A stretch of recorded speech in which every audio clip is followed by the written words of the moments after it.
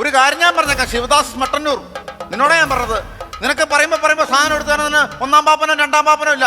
ബ്രേക്ക്ഫാസ്റ്റിനുള്ള സമയം ആവണല്ലേ ഉള്ളൂ, 9:45 ഉള്ളൂ. ഞാൻ ബ്രേക്ക്ഫാസ്റ്റ് ഉണ്ടാക്കാൻ പോയേക്കല്ലായിരുന്നു. ഇതും കഴിച്ചേച്ച് സുഖമായിട്ടിരുന്നോണം. ബ്രേക്ക്ഫാസ്റ്റ് കഴിച്ചിട്ട് പല്ലിനിടയിൽ കുരുങ്ങുവാണെങ്കിൽ ഇതിനകത്ത് ഈർക്കിയിട്ട് ഇങ്ങനെ പല്ലിനിട കുത്തി സുഖമായിട്ടിരുന്നോണം കേട്ടോ. എന്താ ചെയ്യണേന്ന് പറഞ്ഞു. ഒരു ആനേനെ മേടിച്ച് തൊഴുത്തിൽ കെട്ടിയിട്ട്, തൊഴുത്തിലും കെട്ടാൻ പറ്റില്ല. ഇവനിന്ന് പത്രം ഇട്ടില്ലേ, ഇന്ധന വില കുതിച്ചുയരുന്നു.